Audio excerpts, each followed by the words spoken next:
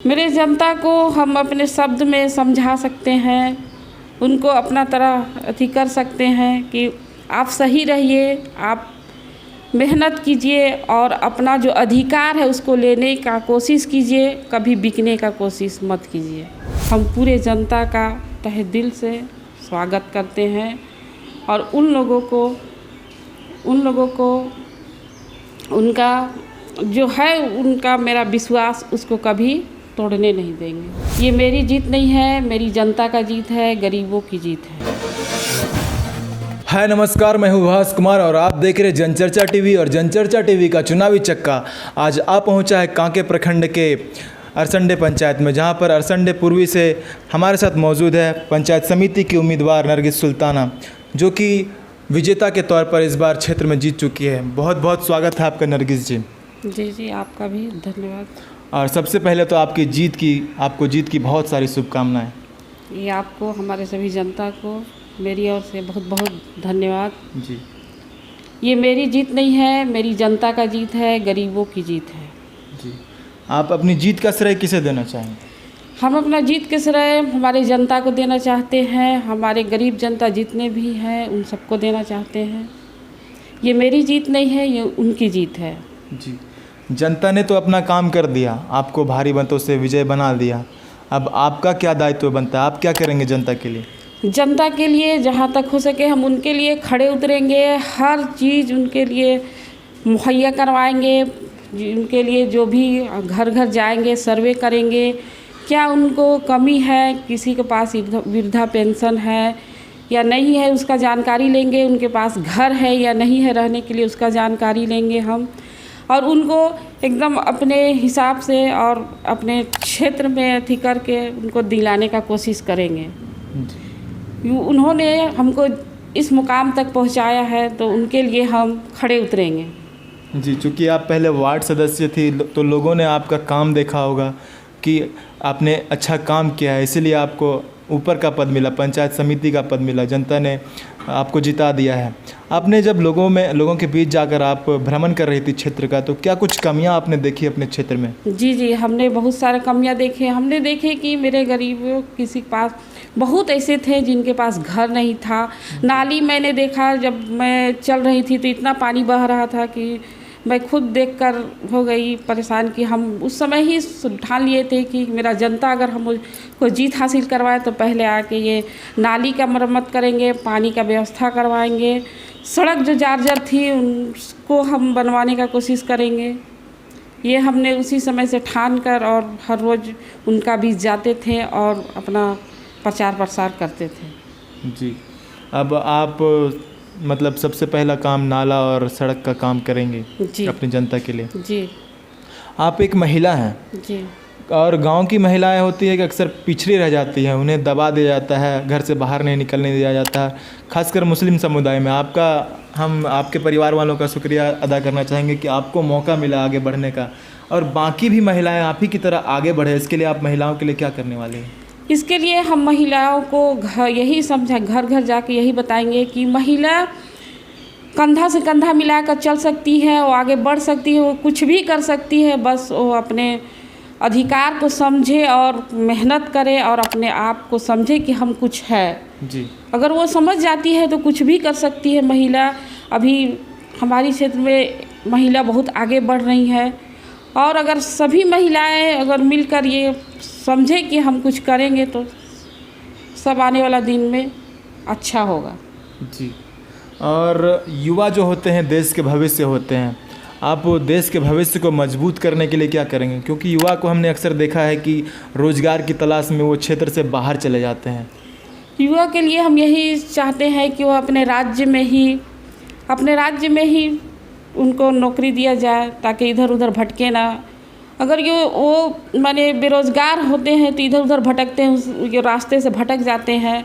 अगर उसे स्वरोज़गार मिल जाए तो वो सीधा रास्ता में चल सकता है और वो मेहनत कर सकता है।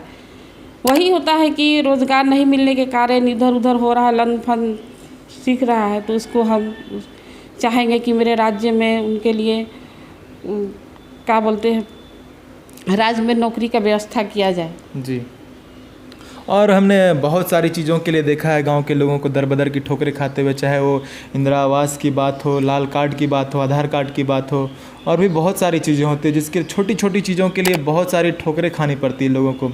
आप ऐसा क्या करेंगे कि उन जिन लोगों ने आप पर भरोसा करके आपको जिताया है उन लोगों को ज़्यादा ठोकरें ना खाना पड़े?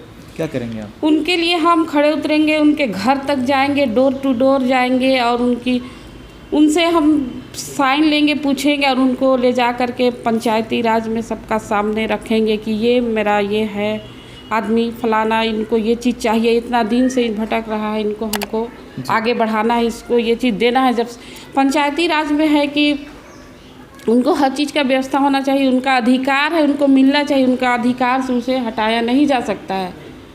बस यही हम काम करेंगे और सब टीम के साथ मिल करके। जी, आपकी जनता ने आपको भारी मतों से विजय बनाया है, आप जनता का किन शब्दों में शुक्रगुजार करना चाहेंगे? जनता का हम अपने तहे दिल से शुक्रगुजार हैं कि उन लोगों ने हमको इस लायक समझा है और उनका हम बहुत बहुत धन्यवाद देते हैं।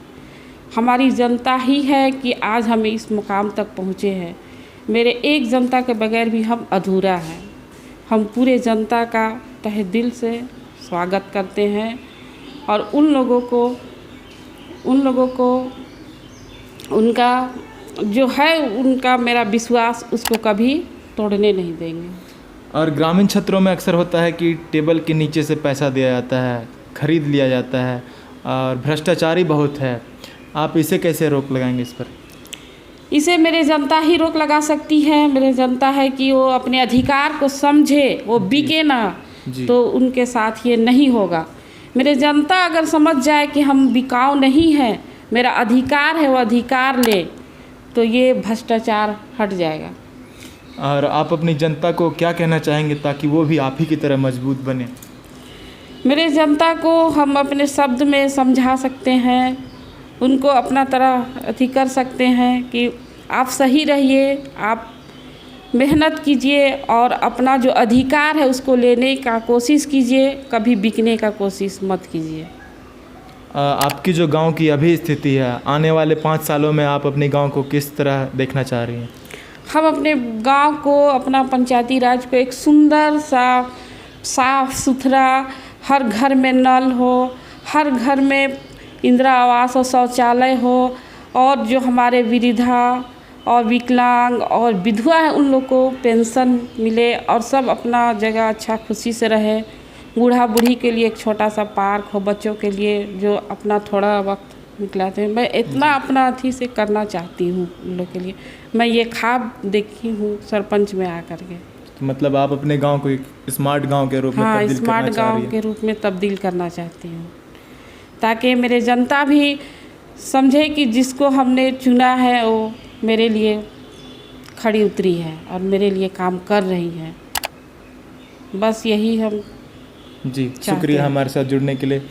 तो ये थी हमारे साथ अरसंडे पंचायत से सुल्ताना, नरगिस सुल्ताना जी, और इन्होंने जीत हासिल कर ली है इस क्षेत्र में और कह रही हैं कि विकास का हर वो काम करेंगे इस क्षेत्र में जो अभी तक नहीं हो पाया है। और हम बात करें हर वर्ग की, चाहे वो युवाओं की बात हो, महिलाओं की बात हो, शिक्षा के क्षेत्र में आप क्या काम करेंगे? शिक्षा के क्षेत्र में हम ये काम करेंगे कि स्कूल में बच्चे जा रहे हैं, क्या पढ़ रहे हैं, क्या वो लोग समझे, क्या रहे, उसके बारे में हम जाके चर्चा करेंगे। अब बच्चे जो स्कूल नहीं जाते हैं उनको भी कन्विंस करेंगे कि स्कूल जाना है, पढ़ाई करना है। जब तक पढ़ाई नहीं करोगे तब तक कुछ नहीं कर पाओगे। उनको हम पढ़ाई की तरफ खींचेंगे कि पढ़ाई करना है, स्कूल जाना है और अपना अधिकार लेना है। पढ़ोगे लिखोगे तो आगे बढ़ोगे। जी, लेकिन हमने देखा है अक्सर कि जो सरकारी स्कूल के या फिर आंगनबाड़ी के टीचर होते हैं वो खुद पढ़े लिखे नहीं होते हैं। आप इस पर कैसे काम करेंगे? इस पर हम नज़र रखेंगे कि बच्चे क्या पढ़ रहे हैं, क्या पढ़ा रही है टीचर, इसको जाके हम देखेंगे, मुआयना लेंगे कि क्या हो रहा है बच्चों के बीच, वो जाके देखेंगे, उसके बाद फिर विचार करेंगे। अभी तक तो हमने देखा है तो बच्चे को कहीं आंगनबाड़ी में नज़र रखती हूँ तो वहाँ मैंने देखा कि बच्चे ठीक ही पढ़ रही है। स्कूल में भी कभी कभार देखे हैं, तो आगे आने वाला दिन में देखेंगे कि क्या हो रहा है नहीं हो रहा है, उसके बाद हम इसका बारे में जी चर्चा करेंगे। जी, शुक्रिया हमारे साथ जुड़ने के लिए।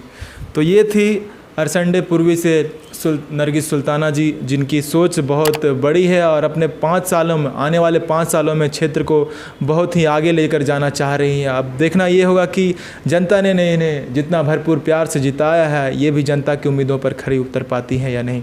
बाकी की तमाम खबरों के लिए आप देखते रहिए जनचर्चा टीवी। मैं विभास कुमार, धन्यवाद।